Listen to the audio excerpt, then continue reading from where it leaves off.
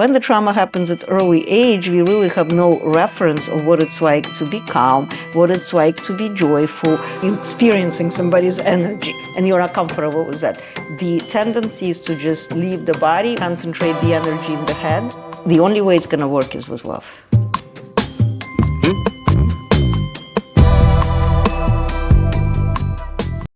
Thank you so much for doing this and for inviting us in your beautiful home. Before we dive in, let's hear a little bit about where you came from, what it was like for you growing up, and the world you were born into, and like the emotional landscape, and how that led you to the Barbara Brennan School of Healing Science. I was born in Ukraine. And as I call myself now, I'm a Russian-speaking Jew from Ukraine. It was part of the Soviet Union. I was born in 1972, and I immigrated to the United States in 1989. So I grew up there for 16 years. As far as what can I say about former Soviet Union, my life was fine. We didn't have much in terms of, we didn't have much, but I was happy. I had my friends. I was happy. I did have early childhood trauma, and I had exposure to a lot of grief, and that sort of affected how I am, That affected my energetic. So what led me to the Barbara Brennan School of Healing was I had everything that one could objectively want. I've had very successful career. I was delighted with my professional success. Everything was wonderful, except for I just did not feel fully plugged in into life, and I felt like I was going through life just checking boxes. And deep inside, I was not happy, and I knew that. As I was constantly anxious. I was running from one thing to another, and while on the outside my life looked perfect, I was not happy inside. So that really started search for deeper healing. Would you say that you were depressed? On and off I was. I had my moments, and I would pretend that I was not. But I would not admit that to myself possibly, but I've certainly considered that. I was searching for help. I was searching for alternative options. I've certainly explored myself with traditional psychology and hypnosis, and I've tried meditation. I had a lot of sleep issues, and I was hoping meditation would help me with that. So back in 2015, I had a friend, and kind of like in passing, she mentioned to me that another friend of hers went to South America and drank that tea that she said, and drinking that tea is like 10 years with a psychologist. I was sold immediately, and I was like, I want to know what that tea is all about. Are we talking about ayahuasca? Yes. Okay. We're talking about ayahuasca. I did not even know that that's what it's called. Okay. I was running around asking all my friends if they knew about this, magical tea. Soon enough, I discovered that it was ayahuasca, and obviously it is illegal in the United States, so I had to go to Costa Rica to try it. And certainly I was not interested in psychedelics. That was not something that I ever cared to try. I was afraid, and at the same time, I was done with psychologists. I was done with trying and trying and trying. Because nothing changed, nothing shifted. Nothing shifted, in a major way. I certainly had a lot more insight into my behavior, but nothing shifted in a major way. So on January 2nd of 2016, I've tried ayahuasca in Costa Rica for the first time. So I would say that was the beginning of my spiritual journey on a more conscious level. And I think I drank it again a couple of times in the following few months. And I decided that, that's enough. Enough in the sense, I get the universe, and I should be spiritually enlightened in the next year or so. So in the spring, it was the summer of 2016, I decided I'm really going to resolve all of my issues this summer, and I should start fall being fresh and new. I was just seeking to feel better. I was not particularly interested in spiritual life. I just wanted to get a relief. So then we go to, you thought becoming enlightened would give you the joy in life. So do you want to talk a little bit about how that may have backfired? Yes. What I call is that was the second part of 2016. I call it 2016 was the best year of my life and the worst year of my life. Because the second part of 2016, what happened, I was called my Great Depression. Because at the beginning of the summer, I decided I'm getting enlightened in the next 3 months.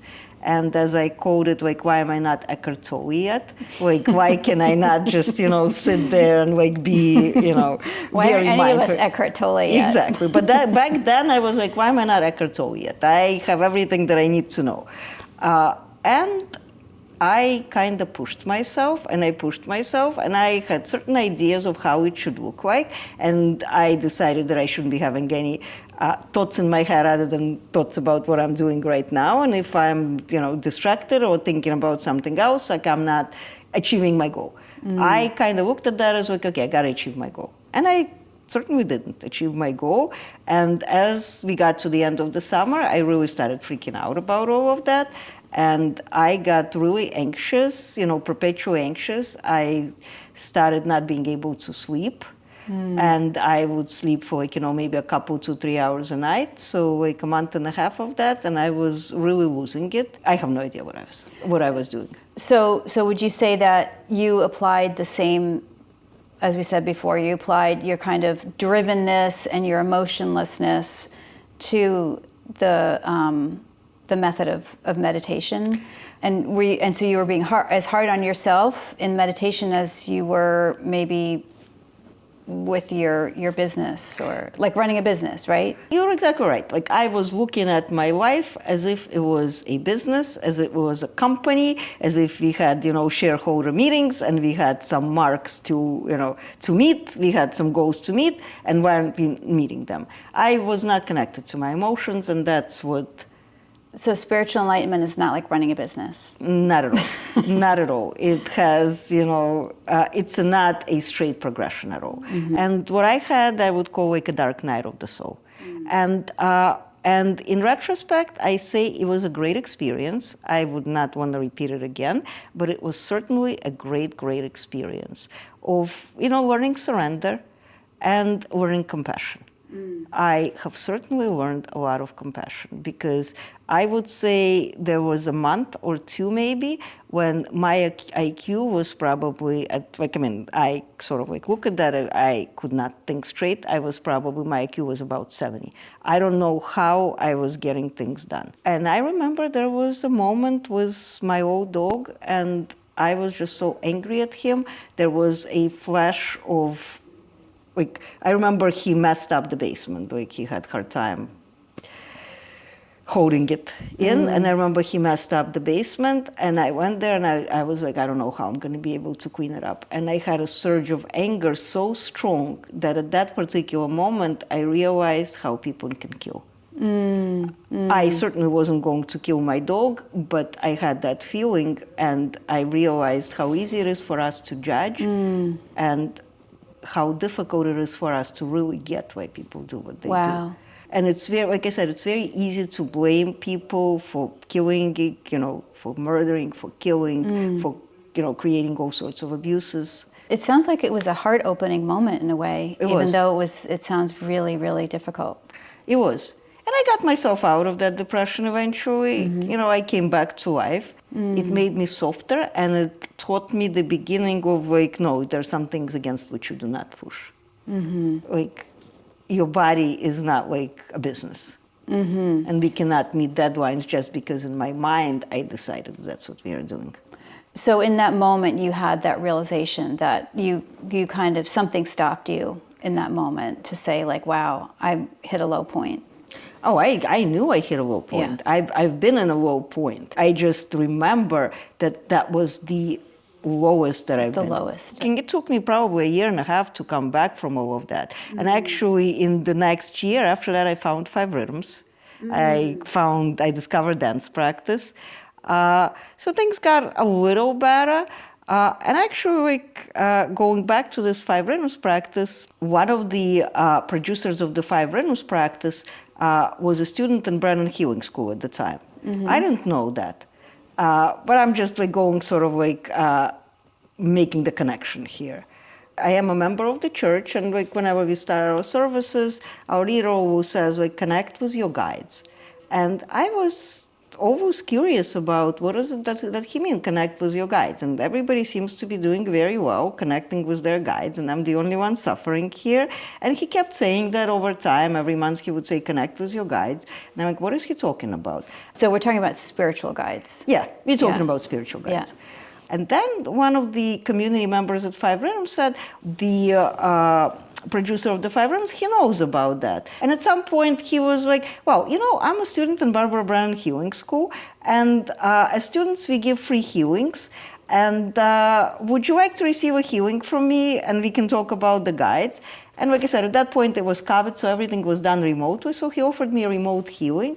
And I'm like, this is such a complete nonsense. I don't believe in remote healings. And as the accountant in me was saying, like, absolutely no way I would ever pay for something like that. But you know what? He's offering for free. I really like him. Why don't I give him a chance? So you didn't really believe in it No, absolutely from the beginning? Not. Absolutely not. Did you make the connection at that point that your guides might be talking to you? No, not at all. Not at all. I was very executive still. Mm-hmm. All right, he wants to give me a healing. I'll give him an hour to give me a healing, and then we can finally get to the topic that I want to talk to him about.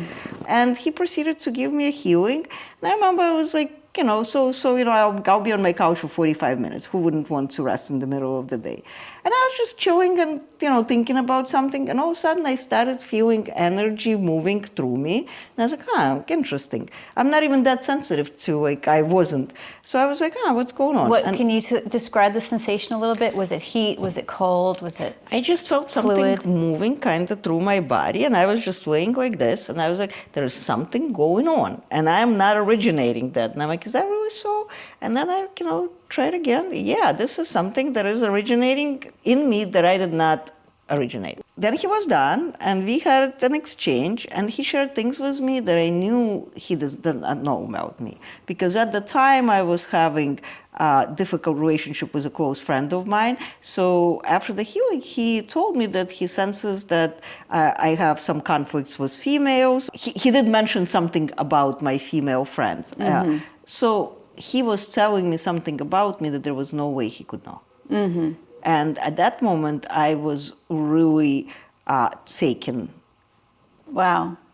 With curiosity. I was like, tell me more. And he was like, well, the best thing for you to do is to take a Hands of Light workshop and for you to see for yourself. And when I was done with the workshop, I was like, okay, I'm going to enroll in school. I'm going to enroll in school. I'm going to find out what it's all about. School was the first spiritual entrance for me. Mm-hmm. I mean, I had conversations here and there, but school was the first place where I really started. And can I ask, having grown up in the Soviet Union, did you have any exposure to spirituality before you came to this country? No, absolutely not. In fact, we grew up being atheists. This was not something that was ever discussed. We did not believe in God. We did not have these conversations. What did you think of it as a young person? I mean, what did you think about church and God? And you just didn't think of it. I didn't. We just didn't talk about that. Didn't enter your awareness. No. It's I knew churches exist, but it was just not something that I connected with. It was just not something that we did. It was not in my family. I know some families, even though it was not the official conversation, I know in some families it was a conversation, not in my family. So Barbara Brennan was the first place where I've opened to spirituality. And it was also not a straight line progression. Because when I joined the first year, I was in and not in at the same time. I was like, this is complete bullshit. But you know what, I'm going to take the next week. I don't know if I believe in that, but yes, I'm going to continue further. Even though you had that experience in the healing? Yes, I had that experience, but it was like a one-time experience. And then I was giving healings, and I'm like, I'm not feeling anything. And my clients would tell me, yes, I'm feeling you did this, I'm feeling you did that. And I'm like, I'm not feeling this. So it was... So how long did it take you to recognize that you're a channel and that you have energy? Probably by, beginning or middle of year 2. Let's put it this way. I just stopped fighting against it. And as my teacher told me in year 1, it takes about 50 healings to get comfortable. And by the time I gave 50 healings, I kind of decided, like, you know what, I'm just going to stop thinking about that. Because I can see that people that I'm working with benefit. They tell me that I've helped them. So it could just be all in my head that I'm not feeling anything. So the 5 personality patterns, and I'm sure you're familiar with this book. Yeah, let's show that to the camera. Yes, it's a Kessler book, Stephen Kessler book. Okay. And talks about personality patterns and characterologies. So using this methodology, you have 5 characterologies, and characterologies are developed based on the age of trauma and how trauma happened. So there are 5 characterologies, like I said, and the earliest one happens very early, maybe even pre-birth or right after birth. And that's the leaving pattern. It's like whenever we feel something is too much, we tend to leave. Then there is a merging pattern. If you feel that we don't have enough, we tend to merge with another person. Then there is an enduring pattern. If you feel like it's too much, we strengthen up, like we sort of like energetically we bulk up and create a boundary. Then there's an aggressive pattern. If you feel like betrayal, the aggression comes out. The primary response is anger. And then there is a rigid pattern, which is getting things done perfectly. Right. We can talk about personality patterns for a long time, and these are called the defensive side. Right. But defense is usually, it's exactly who we are not. It's not who we are, it's who we are not.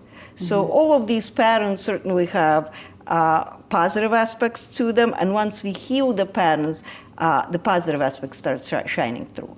So we all have all of them in us. It's typically at least 2 are the primary ones, and they change over a lifetime. They can change over a lifetime. So mine was, for many years, I primarily operated from rigid, because for me it was like, get it all together, and God forbid anybody sees that anything is not right. So I was getting it done right. Like you said, like I had a career, I had children, I had a household, I was getting it all done right. But what that means, I was like really holding myself very tightly together, and I was quite emotionless. Like my personality was not really, like I was not really connected with my emotions. I was just I was going from my mind. Autopilot. I was going on the autopilot, kind of like I was doing what is considered to be doing the right thing, but I was not experiencing any feelings, or not as many feelings as one could have. How did living with trauma and living with, this sort of drivenness and this rigid characterology, how did energy kind of help or influence that?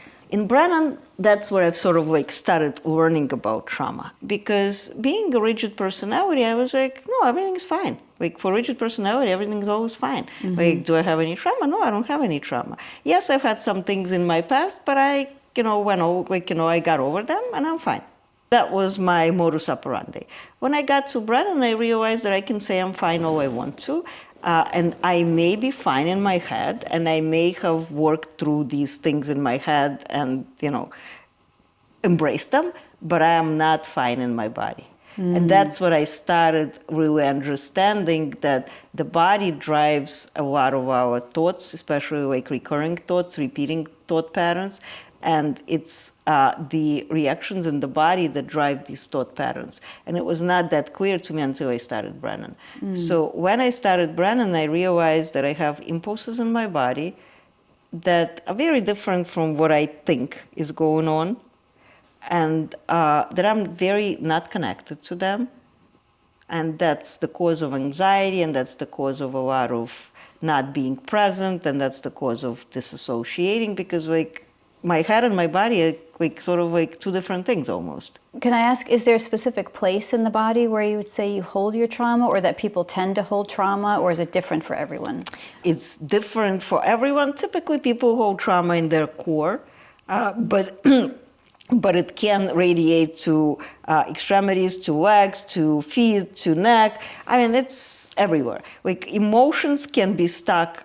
I think I was thinking most like emotions can be stuck anywhere in the body, but they can also be stuck in the head. So it depends on the person, depends on the time, depends on what's going on. And can you briefly walk through the process of how one might clear, let's say if there's stuck energy or stuck emotions? And energy healing typically involves hands-on approach where we clear the energy, where we work with energetic blockages in the body, and we assess that individually with each person, like what is happening right now. And we notice where there's a concentration of energy, whereas there's like more stagnant energy, and we clear that. And from my perspective, Brennan healing is a healing on the physical level, and it's also healing on the emotional level through conversation. Sometimes it's just a conversation that can help a person realize that they're holding something and letting go. Sometimes, and what I find very helpful in the healings that I receive is a trained Brennan healer can just be with you and expand their energy field.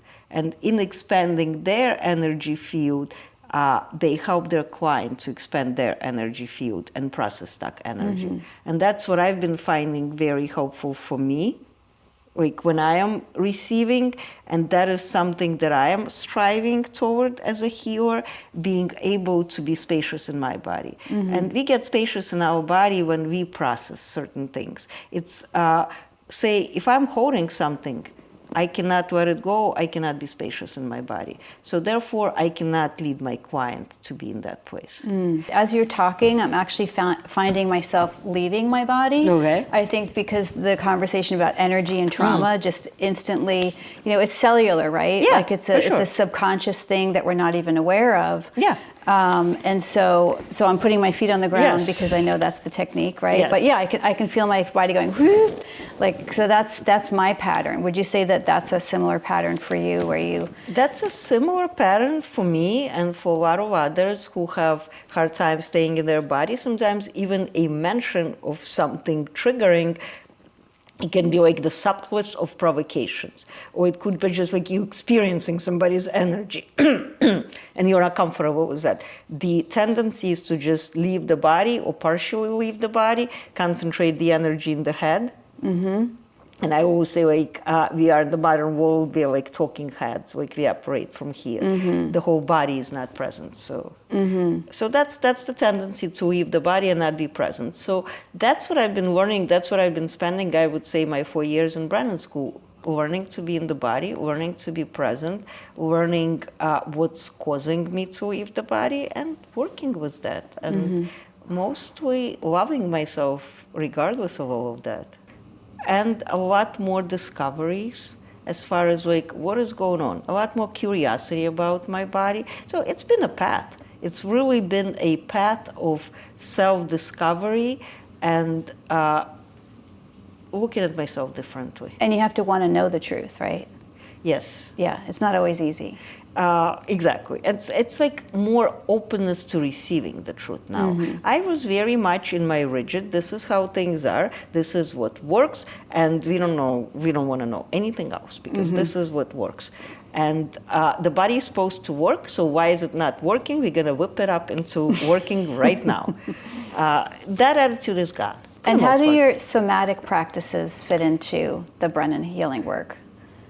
So in my last year of Brennan, my fourth year of Brennan, it really dawned on me that as much as I'm seeking to be in spiritual realms, that kind of helps me to leave the body rather than to be in the body. And it's not that it's not possible to reach spiritual realms while being in the body. It is very possible. It's just the focus should be first on the body before reaching out to the spiritual. Can you tell us why? We all, in fact, are open to spiritual knowledge, and we all can receive information. It's out there for all. It's not that I'm special or you're special. It's all out there. If you sit quietly and open up, we can all receive it. The thing about if you're not grounded, if you're not present in our bodies, if you're not connected to the earth, the way we interpret information is wild. It could be anything. We need to be grounded in our truth and grounded in reality. So I've realized that I'm not helping myself much by trying to reach out and get information from, the universal field if I'm not fully grounded and if I cannot transmit it properly. Are you saying that there could be distortions that come through? Exactly. Okay. There could be distortions in interpreting information. It's like if I have certain judgments, if I have certain...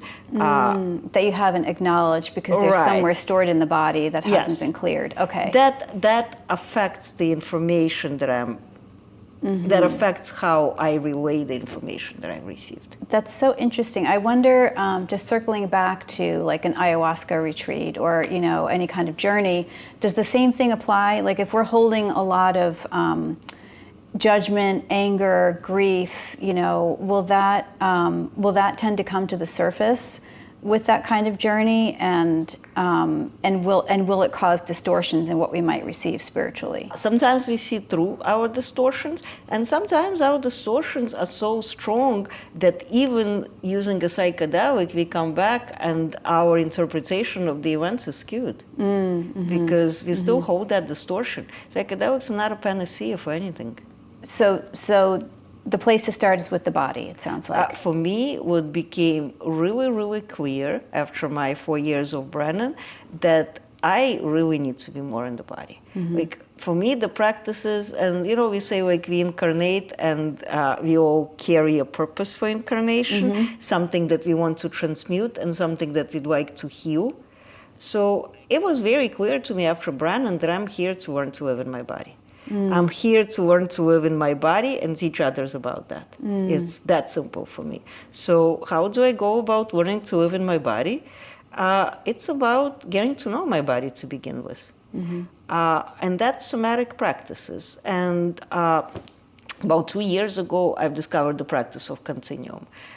Interestingly enough, I did discover it through Brennan School of Healing, and I fell in love immediately.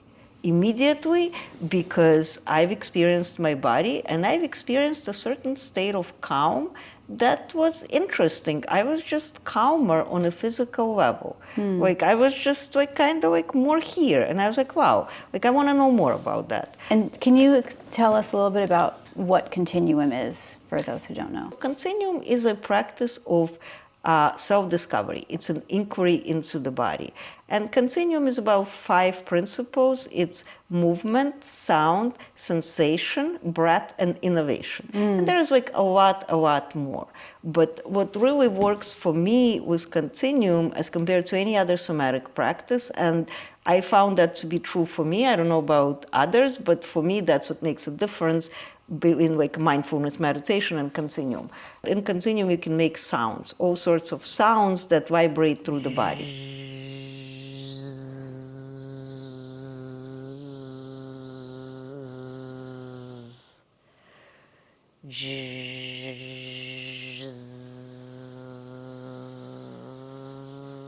And that's supposed to actually help the fascia to release. For sure. Is that right? For sure. What I've read recently is that sound travels 4 times faster in the water. So when we make, body is 70% water. So when we make a sound and send it through the body, it revibrates in our bodies. So that awakens the tissues, the fascia in the body. Continuum is about working with fluids in the body. Wow. And continuum is about, like, Emily's Conrad book, Life on Earth, starts with the fact that, we all came from the ocean. And we are sort of like humanity just still moving like to Earth, like in some way. And when we were in the water, like, like the creatures of the water, it's more about like being an octopus or a jellyfish. We did not move like this, like we did not go to the gyms and did this. We did not do. And we didn't do this either, right? We did not do any of that. We moved sort of like fluidly. We moved fluidly and we've experimented with our movement. So continuum is about like saying, I could be like this for 10 minutes and be doing this. And just sort of like, am I present with my body? What is happening now? and now. But the focus is on you and your body. And is it also about going back to like appreciating the body and that too? It's about like some of the continuum practices is about like what I was talking about, like haptic touch. It's about touching. It's about like I make contact with my body. Like sometimes continuum is about continuum practices called a dive. It's like say like I'm here for an hour and I'm going to practice a continuum. I'm going to practice continuum movement. So it's going to be an hour, a dive for an hour, right? It's going to be a dive for an hour. So in the dive, in the course of this 1 hour dive, I could be like spend 15 minutes just touching myself and making a sound. I could just, be doing something with my body, sitting or on the floor or, laying down, any which way. Continuum could be a big movement or it can be a tiny micro movement.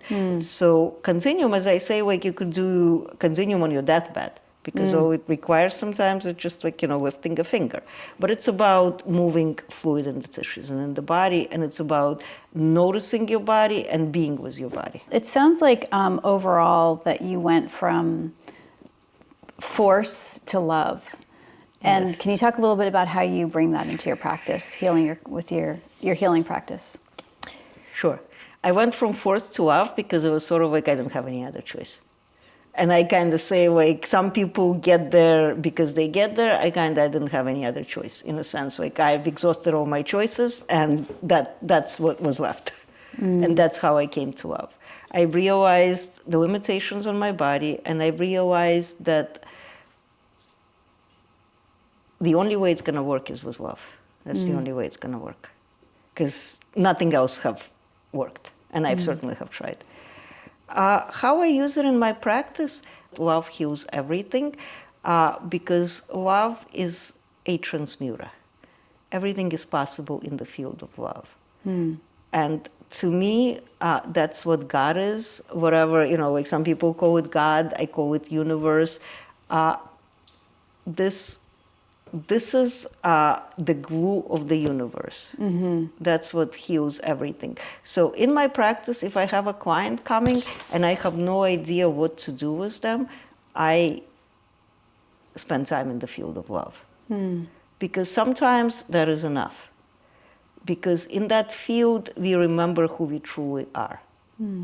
And that brings back the original way of being, and that brings back transformation, and that brings healing. So not to get too technical about it, but is that something that you feel in your heart, that comes from your heart, or? It comes from the heart, it comes from the whole being.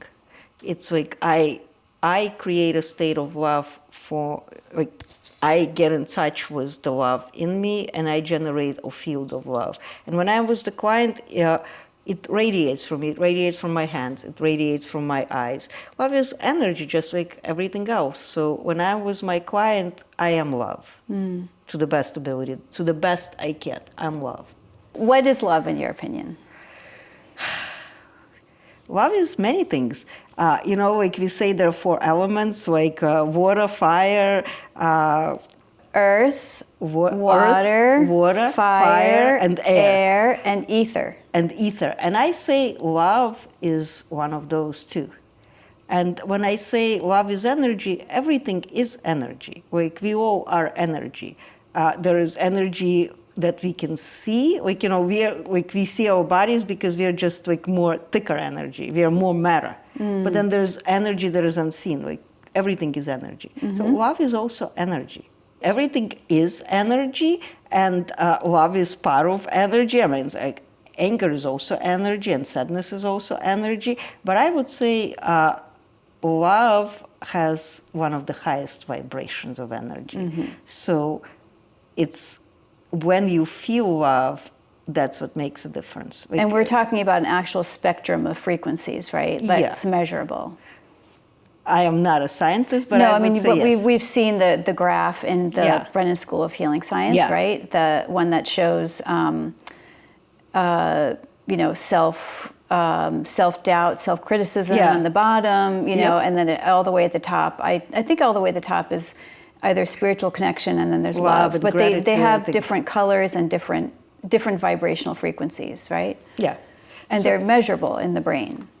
Well, actually, don't quote me. I don't know if that's true, but it's measurable somehow. Well, to me, love is also, I mean, you know how they say Eskimos have 99 words for snow and we only have like one word for love? To me, sometimes love is very basic. You know, like we could talk about these grand, like, you know, that universal love. Sometimes love is very basic to me. It's the ability to intimately connect with people. And when I say intimately, I don't mean sexual intimacy. I mean intimacy in the sense that being present for somebody, being fully present for somebody, and love them no matter how they are. That's what I call intimacy, and that's what I call love. It's like being with somebody and accepting them moment by moment by moment how they are. And we've certainly seen what it looks like when somebody has lacked love in their life, right? For sure. Yeah. Love, sometimes what I call love is full presence. Sometimes that's the only thing I can give to my clients. And acceptance, Yeah, right? yeah. Because like sometimes, like I know I cannot heal what they came with, but I can be fully present for them. And that is love. Love is being known. Love is being, like, how do I give love? Like when I really want to give love to somebody, I want to make sure that they're feeling seen, that they're feeling noticed, that they're feeling accepted, no matter what's going on. Right, and sometimes, I don't know if you agree with this, but it's not even about necessarily projecting something out, right? But it's just holding that energy in our own systems that ends up getting either picked up by the other person or not, if they're receptive or not, right? For sure. It's like me being in the field of love, and you're welcome to come, and you're welcome to receive. And most of the time people can, and sometimes they cannot. And that's just how it is. Yeah. That's how it is. In the field of love, everything is possible. So when we can resonate the vibration of love, that's the best healing we can give to our clients. Sure, I can do work with my hands, and I do work with my hands because people would like to see that. But in reality, I think the biggest benefit that my clients receive from me is being in the field of love. Because every healing is self-healing. So when people experience love, they remember their original state of being. And we've all felt that, right? Like I know that when I used to, when my grandmother used to call me, even on the phone, you know, I wouldn't even be in the same room with her. I would pick up the phone, I could just feel like this blast, you know, of just like deliciousness, like just softness and, you know, feeling held and seen and loved, right? Like that's healing. And so she was holding that, and so that's why I felt that, right? And that's healing. That's in that field we can transform. We can transform our diseases, we can transform our beliefs, because that's the original way of being. And we remember who we are by being in this field. So that's what love is to me. I feel like sometimes love is just self-love. If somebody is not accepting you in a loving state, sometimes the most loving act you can do is just leave. And that is also love. And I feel like love can be fierce too. Love does not need to be soft. I mean, like if you're in an intimate situation and, you know, there is no danger and anything, like sure, you can be soft. But if you need to protect your child, you're very loving, but you're not soft at all. So love is not, I mean, I kind of tend to fall back on that too. It's like if I'm loving, I have to be gentle, I have to, not always. Sometimes loving is just like being in hara, being aligned, and doing the best thing that you can do for someone. Sometimes love is not easy. And at the same time, it's like being in the heart, like truly being in the heart and being compassionate. With oneself. With oneself and with others and with the situation. And what kinds of transformations have you seen for your clients? Or even, sometimes I know that people will start to transform and then something actually happens that seems like bad news, but that it's actually meant as part of their journey. What kinds of things have you seen? I've seen more acceptance of life. I've seen more openness to life. And from that, I've seen people making different choices. And again, every client is individual. But what I've seen in general, and I typically, somehow my practice is I work with people more on an emotional issues rather than physical issues. So what I usually see is people making different choices in life, healthier choices for themselves, more reasonable choices for themselves, More self-accepting more choices. self-accepting, more loving of themselves and others around them. Beautiful. So can we talk a little bit about the gifts of trauma? So, like what did it awaken in you that you feel like might not have emerged otherwise, or maybe something that you've noticed with your clients? It is our gift from a standpoint of the pain awakens us.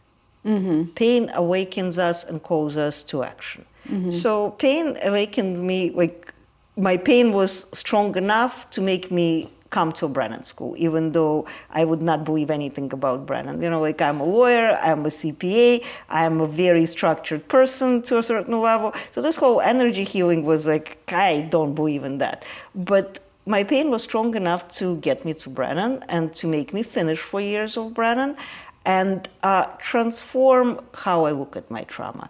Because right now, I know that my trauma is a gift from a standpoint of, like I told you, my pain was strong enough to awaken me. So now I realize that I'm here to heal to as much as I can what's going on with me and to help others. And I wonder specifically, you know, I know that from my own experience and what I've read about other people, when you're highly traumatized, you kind of know what's going on in your environment at all times because you grew up being highly attuned to what other people were feeling, thinking, doing, saying, and what their behavior might be. So you're constantly in anticipation mode, right?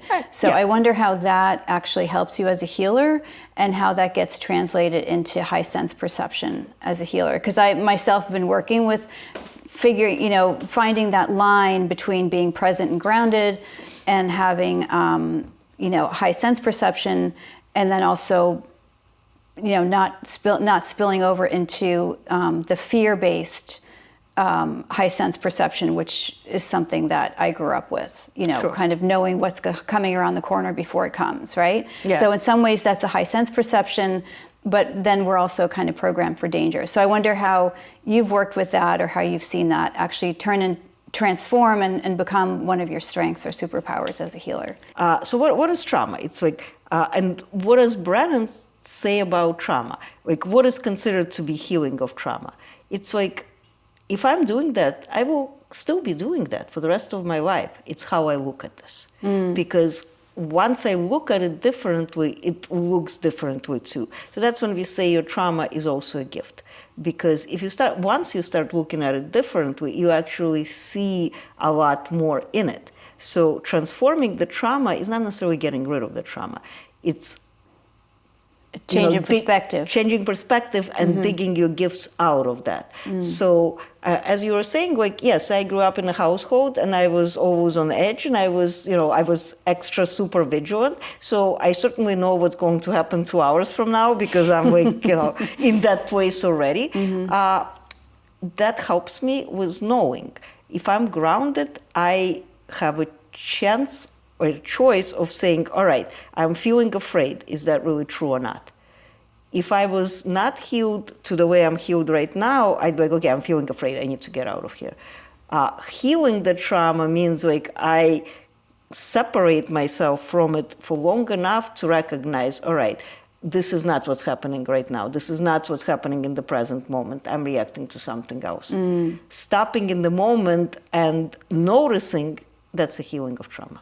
So I may still have these reactions for the rest of my life. It's how I interpret them and what do I do with them. So it sounds like a matter of slowing down, being self-aware, and observing yourself as opposed to diving into the reaction. Yeah. And I would say it's easier said than done because it's a way, of course, like slow down, notice, change your behavior. It's a practice. It takes years. It takes years. It takes, or at least in my case, it took years. It took working with a lot of people, with a lot of somatic practitioners, because it is so unconscious and so quick and so automatic. It's like in my head, I knew it all 10 years ago. It's like, why am I not doing it yet?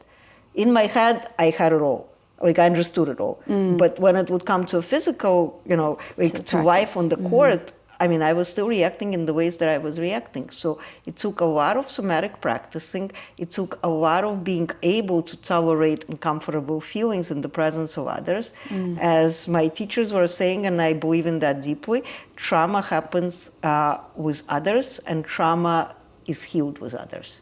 So it takes somebody to model to us how it's helpful to be. Because I didn't even have a reference of what it's like to be calm in my body. I did not even have a reference of that. My parents were not, ever since I was born. So I wouldn't even know what we're talking about. Yeah, sure, calm down, calm down. Yeah, I'm calm down. Do I even know what it's like to calm down?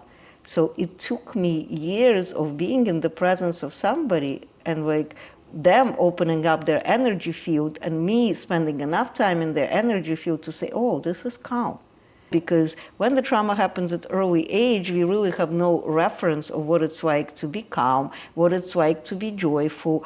And we've talked about how the outer calm can actually be, or the appearance of calm can actually be a holding in. For sure. So. For sure, and I've practiced that for many years. It's like, that's why I say I was very successful as a professional, corporate lawyer and a CPA. I was always very calm, everything was fine, I was not connected with my emotions. I could very easily sit in, heated meetings and be very professional because I was operating from here, and then I would have a breakdown 2 days later and I'd have no idea what happened. Until years later when I was able to put it all together because I was not experiencing my feelings and emotions. And that kind of comes from my culture as well, like partly my family and just in general, that's the culture. It's like we were taught to just, just behave. Just get on with it. When I was practicing continuum, at some point, I've just gotten into that place where I felt at ease. I felt at ease, and I felt at ease that I've never experienced before. It's like, sure, I felt joyful and I felt happy many times in my life, birth of my kids, so many other beautiful occasions. But I didn't just know it, I felt it. I felt it, and I attribute continuum, I credit continuum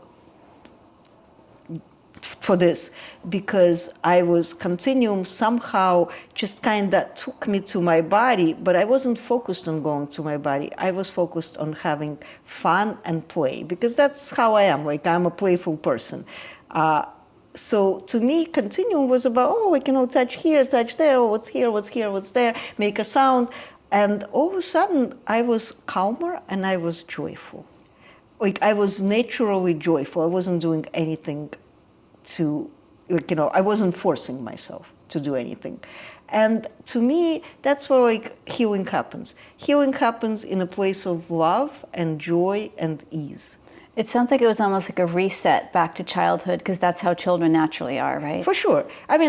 When we seek alternate state of consciousness, I've taught a lot of these states over my lifetime. And what I actually came down to, it's our natural state of being. It's like how we were when we were kids. It's like we are fully present, we are enjoying life, we're either loving life or not loving life. When our diapers are wet or we don't have enough food, we scream, but we are authentic, we are truthful. We are there. And we're like, existence, wow, right? Yeah, and that's what continuum is all about for me, because I'm being just like a kid, I'm touching my feet, I'm marveling at my feet, I'm marveling at my hands. I'm being playful. One of the reasons I love continuum, why it appeals to me, because I am a doer and I'm a rigid person, and that's probably going to stay with me for the rest of my life, just because that's how I've been programmed to be, but I can ease it up. And what I love about continuum is that there is no right or wrong way to do continuum. There are many somatic practices, like yoga is a great somatic practice, but you have to hold a pose, you have to be in a certain way. Continuum, in fact, if somebody tells you this is the way to do continuum, you're not talking to the right person. Oh yeah, actually that was something that was that you mentioned, is that with a traumatized person or somebody in the rigid characterology, if you give them even a tiny suggestion of what to do, it sort of backfires, right? And that's why the playfulness is so important. Exactly, because continuum is like, there is no right or wrong way to do continuum. These are some of the suggestions, experience this, and make a sound or don't make a sound. And then it's totally up to you how your body moves, how you're driven to move. And it's all about, like play and being silly sometimes and making silly sounds and just like a silly exploration before our executive brains even come on board for for the humanity. It's sort of like before you even get to that place. So can I ask you, speaking of the body, you hurt your foot, right? Yeah. And so what would you say is going on with that energetically or symbolically, or, since in energy healing, everything starts in the field, right? Yeah. So what would you say was coming to you in the field and manifesting as your hurt foot?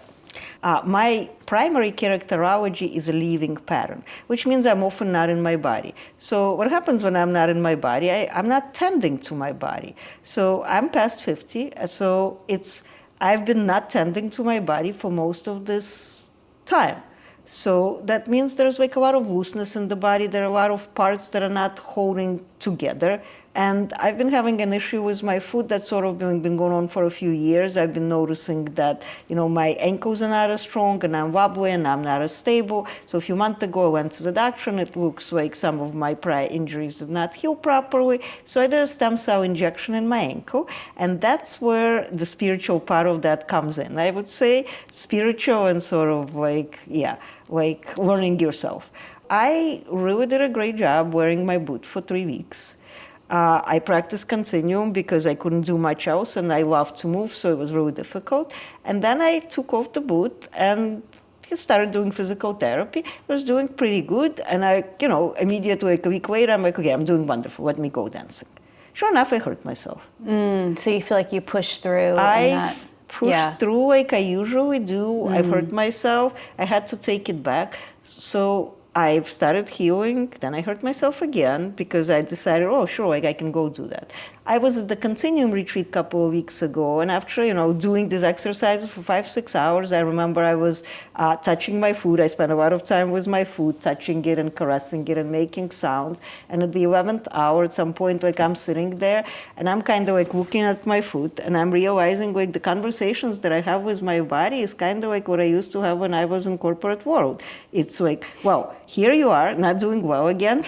How are you going to do better in a week from now? We want to go dancing. We've got to get those profits up. Yep, exactly. So I was kind of like looking at my foot, and I've realized with all of my being how wrong it is. How wrong it is, how wrong this approach is. I'm not going to be getting anywhere with Did you make a switch to like compassion and surrender at that point? It's not like I made a switch and I just kind of leaned back. You had to lean back, yeah. I kind of had to lean back and look at this and say, oh, wow. I just kind of had no words, At that point, I had no words. Is that how you treat yourself, kind of? Okay, that's not going to do. That's just not going to do. I want to say more because I finished, Brennan. I'm in Brennan now doing my advanced degree, Brennan Integration Practitioner, and we had a week of school just finishing. And I had an interesting realization in that week, and that's the first time I've actually tapped into that. So it's very special for me right now. I've always thought of my grief as something that is really weighing on me. And sure, I'm a joyful person, and sure, I love to have fun, but then there is this aspect of grief, and when it comes, I don't know what to do with that. And somehow, during that week in Brennan, I was listening to a piece of music that I typically would not ever listen to because that type of music really gets me into a place that I feel uncomfortable. Somehow, I was listening to this piece of music. I allowed myself to be there and be present.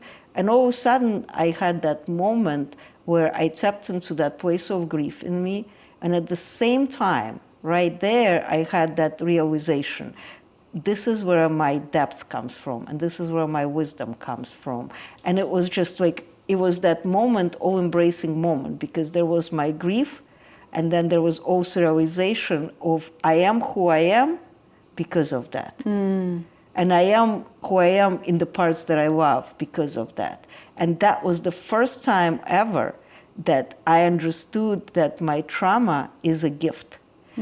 It's like I've heard about this, and I've certainly said it a lot of times, and I said it to my clients, and but it's one thing when you say it, and another thing when you actually feel it with your whole being. Yeah. So 2 weeks ago, I've really, truly experienced that for the first time. So I'm sure I'll be sad again, and I'm sure I'll be grieving again, but I already have that in me, that understanding that surpasses mind understanding, that it is truly a gift. Beautiful. And so as a final question, for someone who's listening who feels disconnected, overwhelmed, ashamed, like what gentle first step would you offer as a doorway back to themselves?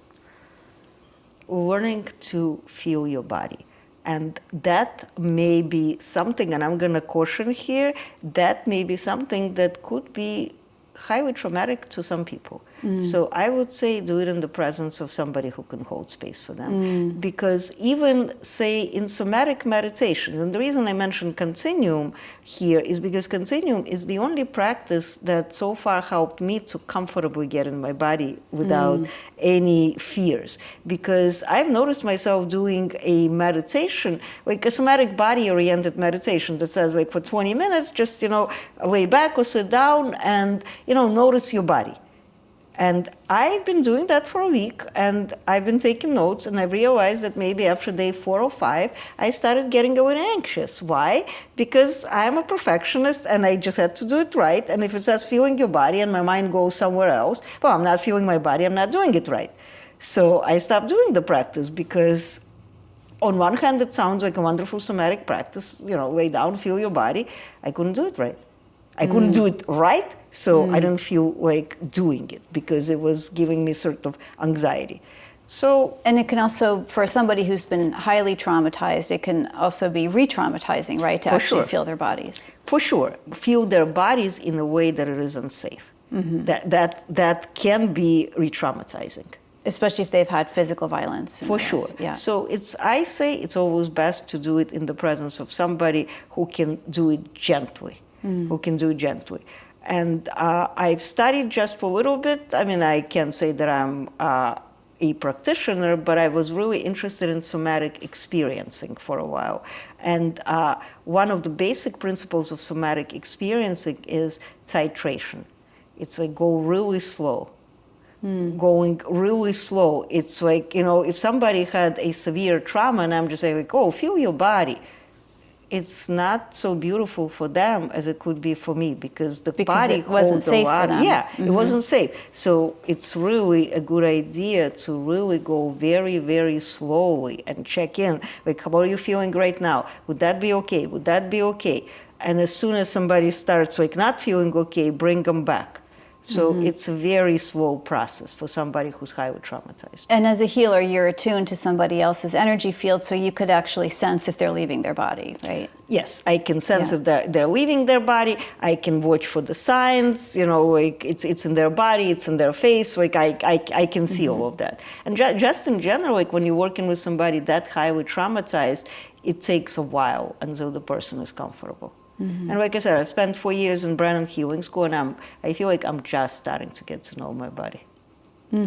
Beautiful. Well, Tanya, I can't believe that we've been sitting here for so long. I could just keep going and going, but we're obviously losing the light right now. It's just so beautiful to sit here and look out your backyard, and yeah, but I can like just make out your face across the room. Well, I think it's a good time to wrap it up. Yeah, I thank think you it so is a much. good time. Thank you. This was great.